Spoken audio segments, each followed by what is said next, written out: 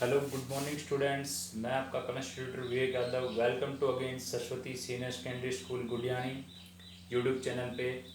आज हम बेटा नेक्स्ट पार्ट जो आपके लिए लेके आए हैं केमिकल काइनेटिक्स का क्लास 12th के लिए।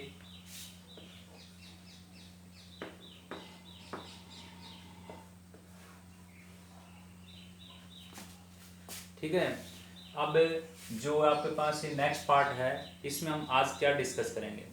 देखो, इस पार्ट के अंदर हम डिस्कस करेंगे, जैसे प्रीवियस पार्ट था हमारा, उसके अंदर हमने डिस्कस किया था कि कैसे हम कोई भी आपके पास रेट ऑफ रिएक्शन है उसके अंदर रेट ऑफ डिसअपीयरेंस और रेट ऑफ फॉर्मेशन कैसे है, या हम कैसे किसी ऑर्डर ऑफ रिएक्शन को फाइंड आउट करते हैं या कंसंट्रेशन में चेंज कर देते हैं जो भी हमारे पास पर्टिकुलर रिएक्टेंट है, तो रेट ऑफ रिएक्शन पे क्या इफेक्ट होता है, तो कितने टाइम होते हैं, ये सारी बातें आपके पास आती है उसके अंदर। अब हमारे पास आगे नेक्स्ट में आपके पास है इसी में जैसे एलिमेंट्री रिएक्शन। देखो, मैं एक आपको चीज सी बात बताता हूँ, कोई ऐसी रिएक्शन जो एक सिंगल स्टेप में होती हो तो उसको हम बोलते हैं एलिमेंट्री रिएक्शन। जो एक रिएक्शन ऐसी हो जो कैसे होती हो, सिंगल स्टेप में होती हो, मतलब एक ही स्टेप में अगर होती है उसको हम बोलते हैं एलिमेंट्री रिएक्शन। जैसे मैं एक एग्जांपल लेता हूँ, ये हो गया मेरे पास जैसे NH4NO2 NH4 NO2 अमोनियम निट्राइट। ये NH4 को अमोनियम बोलते हैं, निट्राइट इसको हम ब्रेक करेंगे तो टूटेगा N2+H2O में, N2+H2O में। तो ये यहाँ पे मेरे पास रिएक्शन है, इसके अंदर यहाँ पे एक रिएक्टेंट है और ये जो रिएक्शन है मेरे पास यूनिमोलिकुलर रिएक्शन है। कैसी रिएक्शन है? यूनिमोलिकुलर रिएक्शन है और ये एक ही स्टेप के अंदर हो रही है। कितने स्टेप के अंदर हो रही है? सिंगल स्टेप के अंदर। अब इसको जैसे बैलेंस करेंगे, हाइड्रोजन यहाँ पे कितने हैं? 4 हैं, इधर कितने हैं? 2 हैं। ऑक्सीजन कितने यहाँ पे? 2 हैं, तो इसलिए मैंने इसको 2 से मल्टीप्लाई कर दिया। कितने मल्टीप्लाई कर दिया? 2 से हम क्या कर देंगे, इसको मल्टीप्लाई कर देंगे। ठीक है, बस आपके ओवरऑल इक्वेशन बैलेंस होगी। एन यहाँ पे 2 है ही पहले से, हाइड्रोजन कितने हो गए? 4 हो गए आपके पास, ऑक्सीजन 2 है। तो हम ये जानेंगे कि भाई एलिमेंट रिएक्शन क्या है। The reactions taking place in one step. ऐसी रिएक्शन जो सिर्फ एक ही स्टेप में होती है, सिंगल स्टेप में अगर होती है तो उसको हम बोलते हैं एलिमेंट रिएक्शन। क्या बोलते हैं उसको? Element reaction. और जैसे इसी के बाद नेक्स्ट हमारे पास आता है इसमें कॉम्प्लेक्स रिएक्शन। कॉम्प्लेक्स रिएक्शन वो होती है जो भाई एक स्टेप में ना होती हो, जिसके अंदर डिफरेंट स्टेप होते हो, जिसके अंदर 2 या 2 से ज्यादा स्टेप हो रहे हो, 2 और मोर देन स्टेप, तो उसको क्या बोलेंगे? कॉम्प्लेक्स रिएक्शन बोलेंगे। तो देखो, the reactions which don't take place in a one step, जो एक स्टेप में नहीं होती है उसको हम बोलते हैं कॉम्प्लेक्स रिएक्शन। जैसे कि मैं एक एग्जांपल लेता हूं यहाँ पे, 2H2O2, ये I नेगेटिव कोई अल्कलाइन मीडियम में है मान लो, और यहाँ पे मेरे पास बन गया H2O प्लस में O2, H2 प्लस में O2, H2O प्लस में O2। तो ये मेरे पास एक रिएक्शन है, ये कॉम्प्लेक्स रिएक्शन है। That will the example of complex reaction. And ये एग्जांपल किसका था? एक एलिमेंट्री रिएक्शन का। तो ये अभी आपको दिखने में जैसे एक स्टेप में दिख रही है, बट ऐसा नहीं है। आज हम एक्चुअली देखेंगे कि कैसे ये मोर देन स्टेप के अंदर है आपके पास। तो ये क्या है? एक एग्जांपल है किसका? कॉम्प्लेक्स रिएक्शन का। तो भाई जो रिएक्शन, इसका मतलब हमने क्या सीखा भाई, जो रिएक्शन एक स्टेप में होती है तो उसको तो एलिमेंट्री रिएक्शन बोलते हैं, और जो रिएक्शन आपके पास एक स्टेप में नहीं होती, मोर देन स्टेप में होती है, वो होती है कॉम्प्लेक्स रिएक्शन। तो वही हमने बताया, the reaction take place in one step, एक स्टेप में होती है तो elementary. The reaction which don't take place in one step, जो एक स्टेप के अंदर नहीं होती है तो उसको बोलते हैं कॉम्प्लेक्स। देखो नाम से ये कॉम्प्लेक्स, नाम से क्या है? Complex reaction. एक बार एग्जाम के अंदर अभी पीछे 2019 के अंदर ये पूछा गया था कि भी एलिमेंट्री रिएक्शन क्या होती है। एग्जाम के अंदर पूछा गया था कि एलिमेंट्री रिएक्शन क्या होती है, कॉम्प्लेक्स रिएक्शन क्या आती है, और आप एग्जाम्पल से बताओ उनको। तो ऐसे आपको बताना होता है। तो जो एक स्टेप में ना हो कॉम्प्लेक्स, एक स्टेप में हो एलिमेंट्री रिएक्शन बोलते हैं। ठीक है, अच्छा। उसके बाद हम चलते हैं आगे, आपके पास इसी में आते हैं मोलिकुलरिटी ऑफ द रिएक्शन, या इसको बोलते हैं मोलिकुलरिटी। अब ये मोलिकुलरिटी कहाँ से आई है? अगर हम बात करें मोलिकुलरिटी की, तो देखो एक होता है कोलिजन थ्योरी। क्या होती है? Collision theory. तो कोलिजन थ्योरी का मतलब देखो नाम से है कोलिजन। कोलिजन का मतलब नंबर ऑफ एटम या आयन मोलिक्यूल जैसे एक साथ आते हैं तो भाई क्या करेंगे? कोलाइड करेंगे। क्या करेंगे? कोलाइड करेंगे। या मान लो एक बात है, जैसे ही मान लो एक जगह पे गैदरिंग हो जाए, भीड़ हो जाए, तो क्या होगा? भीड़ एक दूसरे की टक्कर मारेंगे। ठीक है, तो उसी तरह एटम आयन मोलिक्यूल्स जो आपके पास है वो एक साथ क्लोज आ जाते हैं, तो क्या करेंगे? दूसरे साथ स्ट्राइक करेंगे, इस तरह दूसरे साथ कोलिजन करेंगे, और उस कोलिजन से जो रिएक्शन प्रोड्यूस होती है उसको बोलते हैं मोलिकुलरिटी। अब जैसे कोलिजन कैसे, जैसे मान लो ये सोचो भाई एक जगह पे मान लो एक छोटी सी जगह है और उसके उस जगह पे मान लो 500 बंदे आ गए। अब वो 500 बंदों के सिर एक दूसरे से टकरा रहे हैं और टकराने के बाद मान लो एक दूसरे के सिर फूटे, फूटने के बाद मान लो जो रिएक्शन हो रही है तो वो रिएक्शन बन के आई है ना, कोलिजन के बाद रिएक्शन हो के आई है, कोलिजन के बाद क्या हो गई है, रिएक्शन बन के आई है। तो इसी तरह मोलिकुलरिटी ऑफ रिएक्शन के अंदर भी क्या है, नंबर ऑफ एटम आयन और molecule, number of atom ion molecule which collide, जब वो कोलाइड करते हैं तो to form a product reaction. तो जैसे वो कोलाइड करेंगे तो एक रिएक्शन प्रोडक्ट रिएक्शन का फॉर्मेशन करेंगे और वो जो प्रोडक्ट रिएक्शन का फॉर्मेशन करते हैं उसी को हम बोलते हैं मोलिकुलरिटी ऑफ रिएक्शन। उसी क्या बोलते हैं, हमें मोलिकुलरिटी ऑफ रिएक्शन बोलते हैं। तो आई थिंक बिल्कुल इजी सी डेफिनेशन है कि मोलिकुलरिटी ऑफ रिएक्शन क्या है, जब नंबर ऑफ एटम आयन और मॉलिक्यूल्स जो किस में है, किसी सबस्टांस के अंदर है। कहाँ है ये, किसी सबस्टांस के अंदर है। जब वो क्या करते हैं, कोलाइड करते हैं और कोलाइड से जो प्रोडक्ट ऑफ रिएक्शन बन के आती है तो उसको क्या बोलते हैं, मोलिकुलरिटी ऑफ रिएक्शन। अब एक बात ध्यान रखेंगे, दूसरा ये मतलब मोलिकुलरिटी ऑफ रिएक्शन मैक्सिमम 1 2 3 बस इतनी हो सकती है, मतलब ये ऑलवेज होल नंबर में मिलेगी आपके पास। और ये भी नहीं है कि नंबरिंग एस इससे ज्यादा जी 4 5 6 ऐसे नहीं, सिर्फ यहाँ पे एक मोलिकुलरिटी 1 हो सकती है, 2 हो सकती है, 3 हो सकती है बस, ठीक है।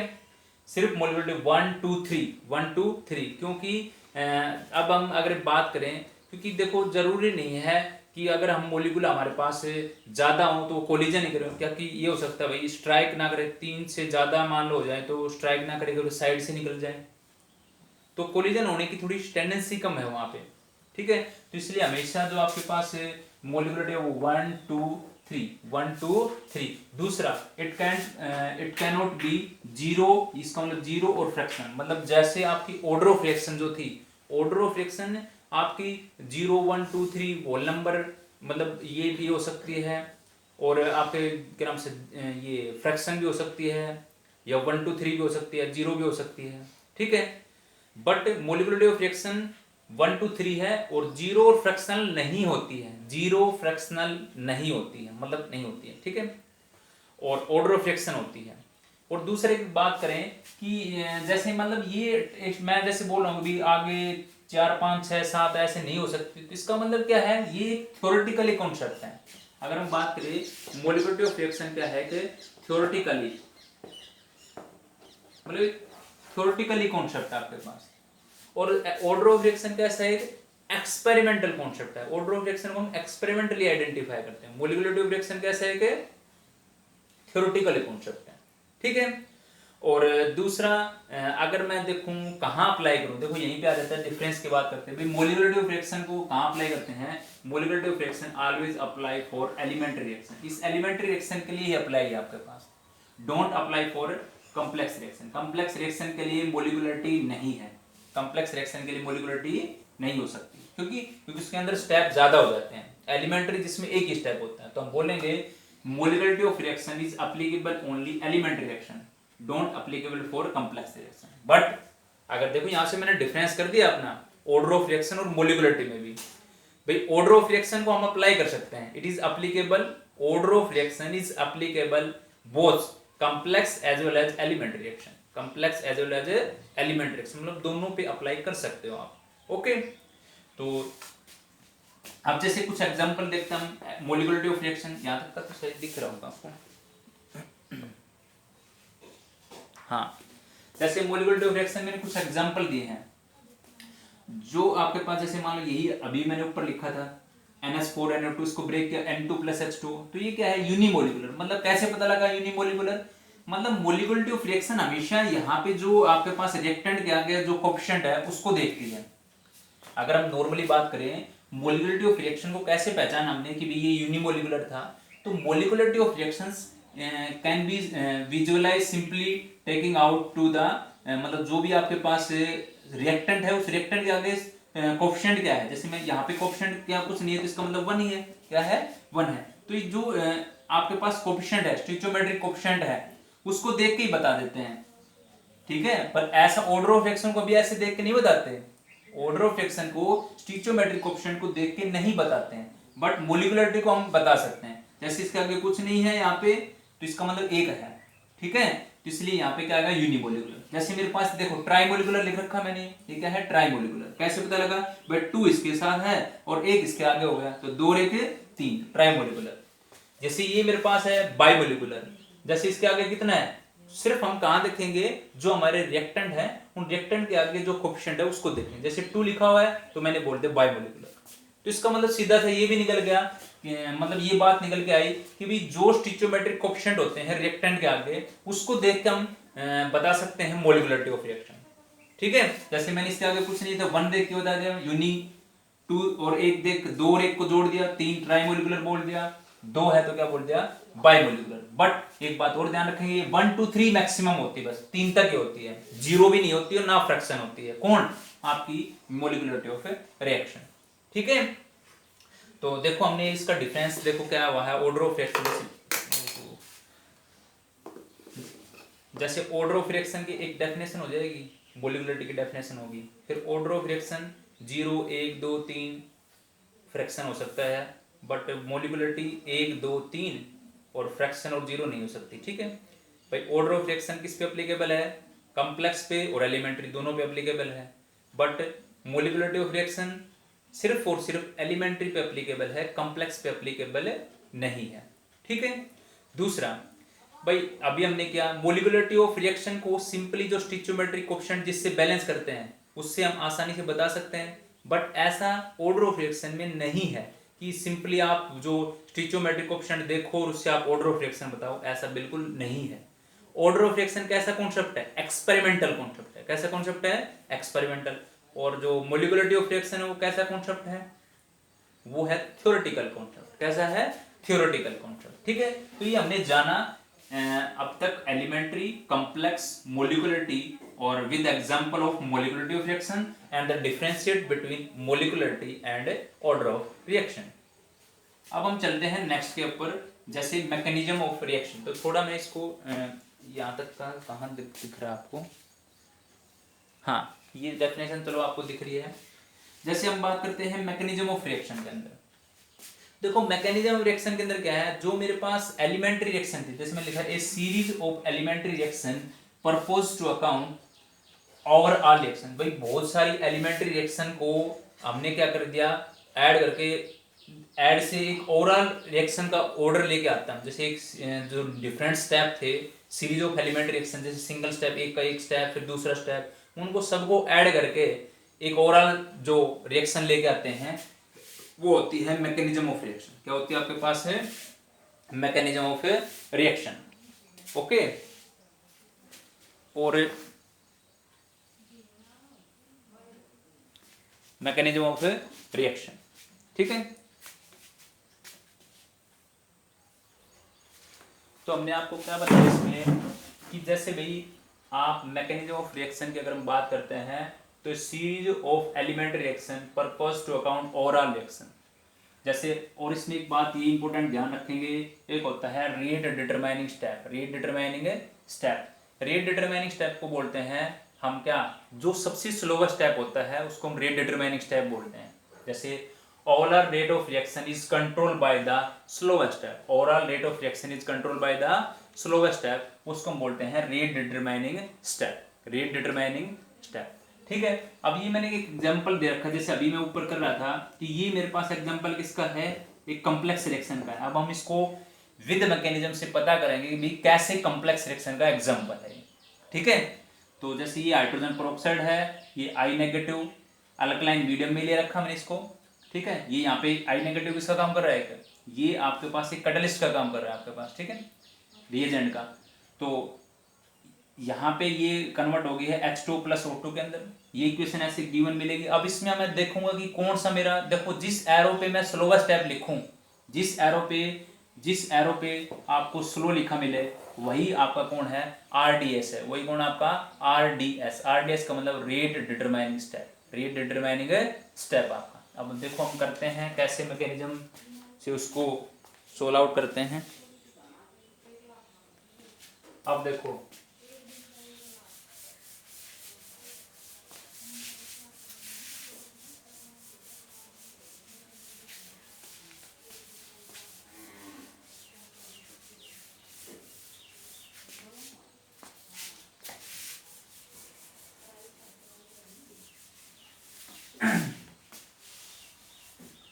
देखो जैसे एग्जांपल हमारे पास ये था, हमारे पास दो बातें बताई है मैंने, एक तो RDS जिसको बोलते हैं रेट डिटरमाइनिंग स्टेप, और वो कौन से किससे बताते हैं हम, स्लोवर स्टेप से बताते हैं। किससे बताते हैं, इस स्लोवर स्टेप से बताते हैं, ठीक है।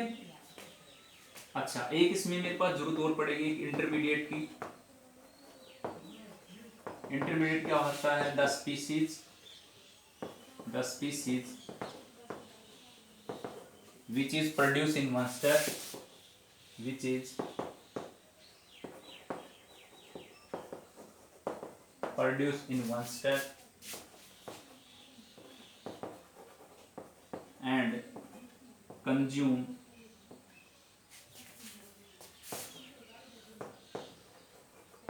in another step.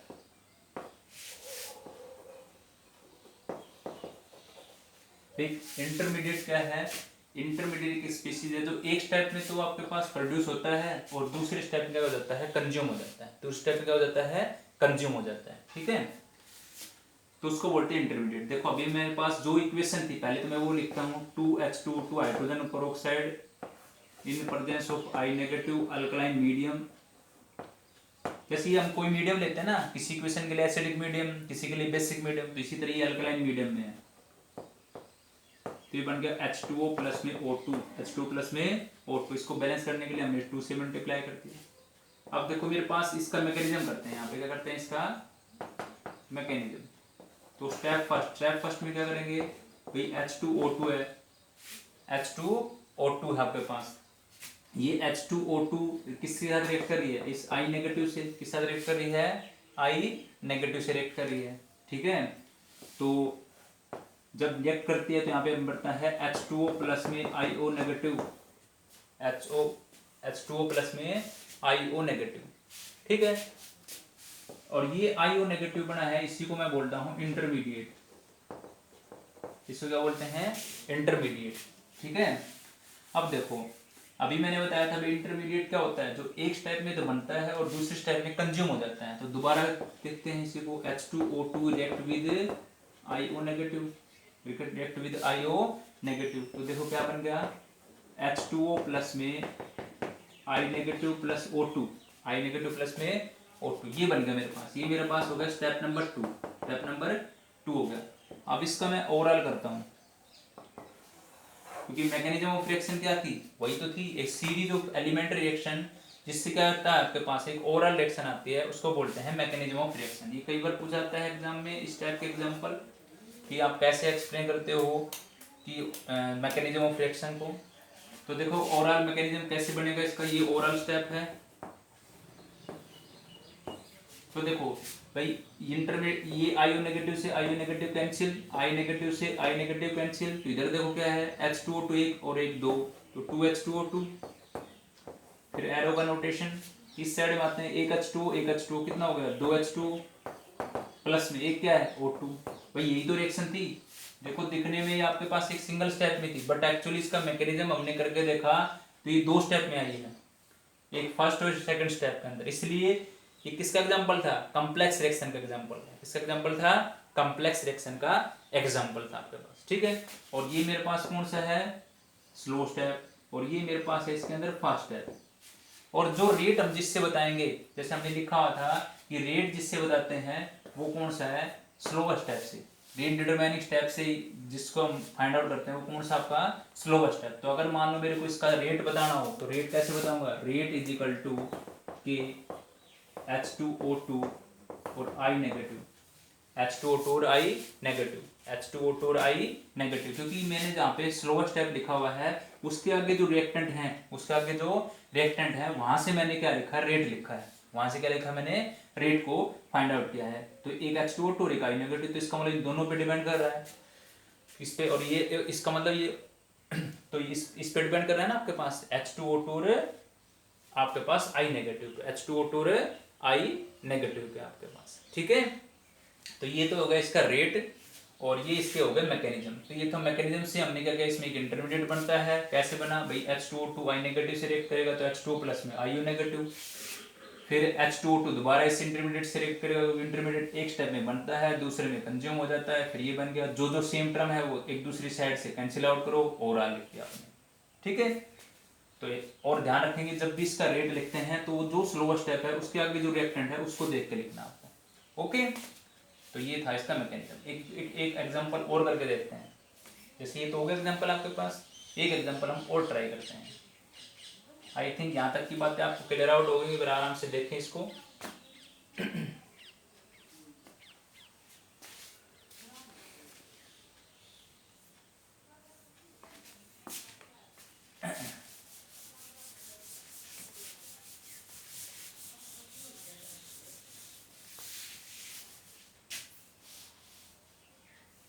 जैसे एक एग्जांपल हमारे पास है NO2 प्लस F2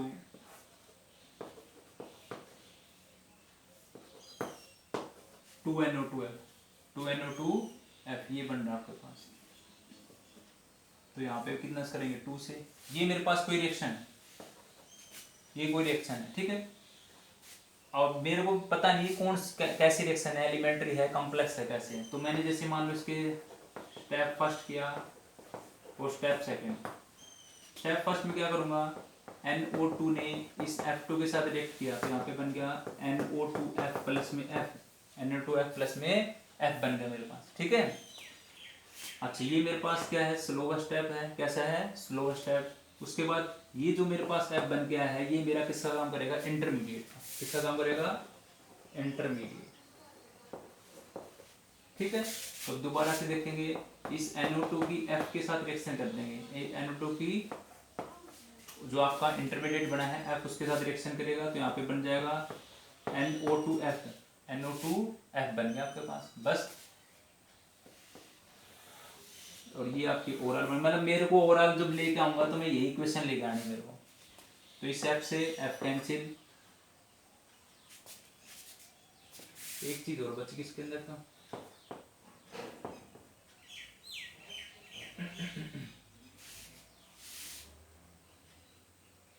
अच्छा नहीं, ये तो सही है।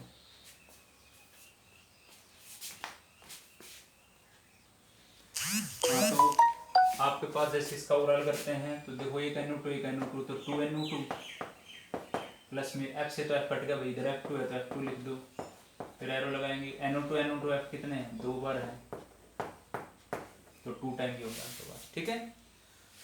अब देखो यहाँ पे इसका अगर रेट बताना, तो ये कैसी रिएक्शन बनी, मैंने बताया था रेट डिटरमाइनिंग स्टेप कौन बताता है आपका, जो स्लोवर स्टेप लिखा वो बताएगा, ये तो फास्ट था आपके पास, ठीक है। अब देखो इसका रेट कैसे लिखेंगे, रेट इज इक्वल टू के NO2 और F2, NO2 और F2, NO2 और F2। अब तो यहाँ पे अगर देखें तो किस टाइप की रिएक्शन है, ये बायोमोलिकुलर रिएक्शन है। कैसी है, बायोमोलिकुलर। इसका ऑर्डर कितना है भाई, इसके ऊपर कुछ पावर नहीं, इसका मतलब 1 और 1। तो ऑर्डर की अगर बात करें तो कैसी है, ये सेकंड ऑर्डर है, कैसी है, सेकंड ऑर्डर। अभी जो पीछे मैंने की थी, जैसे ये भी अगर बात करते हैं, इसका रेट हमने इसका कोडिंग किया था, तो इसकी जैसे इसका भी किया था हमने, तो क्या आया था, रेट इज इक्वल टू के H2O2 राई नेगेटिव, इसके ऊपर भी 1, इसके ऊपर भी 1। इसका मतलब वो भी क्या थी, बायोमोलिकुलर थी, सेकंड ऑर्डर काइनेटिक्स थी, ठीक है। ये भी क्या है, क्योंकि ये बायोमोलिकुलर से मैंने क्या बताया, इसकी मोलिकुलरिटी, और 1 पावर को मैंने ऐड करके बताया, क्या बताया था, इसका ऑर्डर ऑफ रिएक्शन, क्या बताया था, इसका ऑर्डर ऑफ रिएक्शन आपके पास, ठीक है। तो ये बायोमोलिकुलर रिएक्शन, बायो का मतलब क्यों है, क्योंकि इसके अंदर 2 रिएक्टेंट है बेटा, तो 2 रिएक्टेंट की वजह से इसको बोलते हैं बायोमोलिकुलर। क्या बोलते हैं इसको, बायोमोलिकुलर। 2 रिएक्टेंट की वजह से क्या बोलना है, बायोमोलिकुलर। अगर रिएक्टेंट एक होता है तो हम बोल रहे हैं यूनिमोलिकुलर। और नॉर्मली हम इसमें ऐसी चीजें का यूज करेंगे जो बायोमोलिकुलर हो, क्योंकि यूनिमोलिकुलर वाले तो क्या बन जाएगा आपके पास, एलिमेंट्री, ठीक है। तो इसमें तो कॉम्प्लेक्स रिएक्शन की बात हो रही है, और कॉम्प्लेक्स रिएक्शन में एक से ज्यादा स्टेप होना चाहिए, एक से ज्यादा स्टेप होना चाहिए। तो इसलिए ये कौन सी है, बायोमोलिकुलर क्यों है, इन 2 रिएक्टेंट की वजह से बायोमोलिकुलर आपके पास, ठीक है। अच्छा, तो ऐसे हम इक्वेशन, ये आपको कुछ जनरल 2-4 एग्जांपल याद कर लेंगे इसके अंदर, कैसे इसके अंदर स्टेप होता है। तो जैसे इसमें इसके साथ रिएक्ट किया, ये बन गया, F से इंटरमीडिएट कैंसिल आउट, NO2 2 थे, 2 आ गए, F2 आ गया, ये दोनों आ गए आपके पास, ठीक है। तो ये हम ऐसे फाइंड आउट करते हैं मैकेनिज्म ऑफ रिएक्शन से, कैसे वो बायोमोलिकुलर है या ट्राइमोलिकुलर भी हो सकती है। 3 अगर रिएक्टेंट आ जाए तो ट्राइमोलिकुलर हो जाएगी।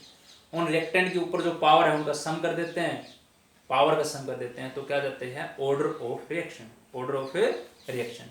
तो आई थिंक यहाँ तक की बातें आप सभी को क्लियर आउट हो गई होंगी कि मैकेनिज्म क्या है। तो अब तक हमने जो सीखा है एलिमेंट्री रिएक्शन जो एक स्टेप में होती है, एक से ज़्यादा स्टेप में कॉम्प्लेक्स रिएक्शन, मोलिकुलरिटी में जो हमारे सब्सटेंस के अंदर एटम आयन मोलिक्यूल जो हैं अगर वो कोलाइड करते हैं और उससे जो प्रोडक्ट ऑफ रिएक्शन आती है वो मोलिकुलरिटी होती है। मोलिकुलरिटी 1 2 3 मैक्सिमम है, 0 और फ्रैक्शन नहीं होती है। ठीक है, हमने उसका डिफरेंस पढ़ लिया। फिर मैकेनिज्म में जो ज़्यादा से ज़्यादा सीरीज ऑफ एलिमेंट्री रिएक्शन से एक ओवरऑल जो रिएक्शन बन के आती है उसको मैकेनिज्म ऑफ रिएक्शन बोलते हैं। इंटरमीडिएट एक स्टेप में बनता है, दूसरे में कंज्यूम हो जाता है। कैसे हम रिएक्शन का ओवरऑल स्टेप करते हैं, सेकंड स्टेप, फर्स्ट स्टेप जो भी करके ओवरऑल हम लेके आते हैं, इंटरमीडिएट से इंटरमीडिएट कैंसिल, या और कोई स्पीसीज है सेम दोनों साइड में दिख रहा है उसको कैंसिल आउट करेंगे, एक ओवरऑल रिएक्शन का ऑर्डर बना देते हैं। ठीक है, तो यहाँ तक की आई थिंक बातें आपको क्लियर आउट हो गई होंगी। अब हमारे पास एक नेक्स्ट रिएक्शन आती है pseudo PSEUDO, pseudo first order reaction.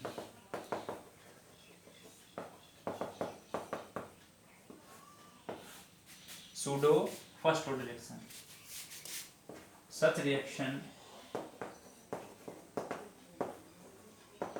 such reaction which is truly not first order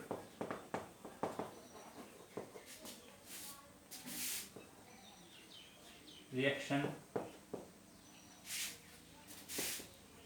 but under some condition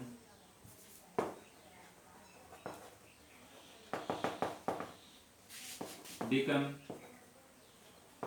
a reaction of first order।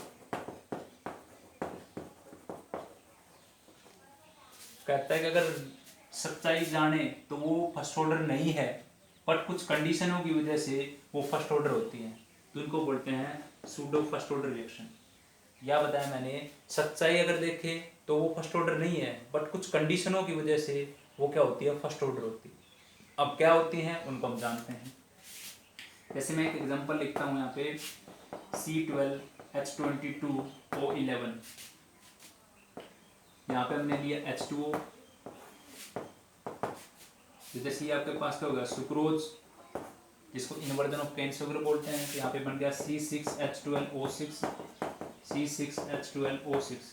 तो एक तो बन गया ग्लूकोज और एक बन गया फ्रुक्टोज। एक तो बन गया ग्लूकोज, ये क्या आपके पास ग्लूकोज, और एक बन गया फ्रुक्टोज। ध्यान रखेंगे ग्लूकोज और फ्रुक्टोज का मोलिकुलर फॉर्मूला सेम होता है बट स्ट्रक्चर डिफरेंट होता है। ग्लूकोज का और फ्रुक्टोज का मोलिकुलर फॉर्मूला सेम है बट स्ट्रक्चर क्या होता है, डिफरेंट होता है। अब देखो यहाँ पे अगर हम रेट की बात करें तो रेट इज इक्वल टू के, मैंने लिखा C12H22O11, C12H22O11 आपके पास। ठीक है, अब देखो मैंने रेट ये लिखा है और इस रेट के अंदर इसका कोई जिक्र नहीं किया, इस H2O का कोई भी जिक्र मैंने नहीं किया, मैंने सिर्फ ये लिखा है। और अगर इसके अकॉर्डिंग मेरे पास इसके ऊपर एक पावर है तो इसका मतलब कौन सी ऑर्डर रिएक्शन बन गई, फर्स्ट ऑर्डर ही है। अब क्या था, दिखने में तो क्या थी भाई, दो रिएक्टेंट है तो इसको मैं क्या बोल सकता था, इसको मैं क्या बोल सकता था, बाइमोलिकुलर। और अगर बाइमोलिकुलर होगी तो एक नाम पावर इसकी, एक पावर इसके नाम की, एक पावर इसके नाम की, तो पावर कितनी होगी, दो। तो एक और एक को जोड़ेंगे तो कितना आ गया, दो आ गया। तो इसका मतलब होनी तो क्या थी, सेकंड ऑर्डर। तो वही तो बोल रहे हैं कि such reaction which is truly not first order, जो दिख असलियत में तो फर्स्ट ऑर्डर नहीं है बट कुछ कंडीशन की वजह से। तो कंडीशन क्या लेनी हमने इसके अंदर, एसिडिक, ये एसिडिक कंडीशन ले ली हमने।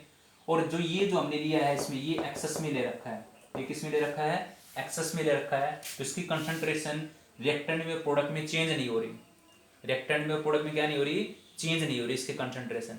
क्योंकि हम यही तो बोलते हैं रेट ऑफ रिएक्शन में कि रिएक्टेंट की कंसंट्रेशन डिक्रीज होना, प्रोडक्ट में कंसंट्रेशन इंक्रीज होना, बट एक्चुअली इसके साथ ऐसा नहीं था कि इसकी कंसंट्रेशन में इफेक्ट नहीं हो रहा।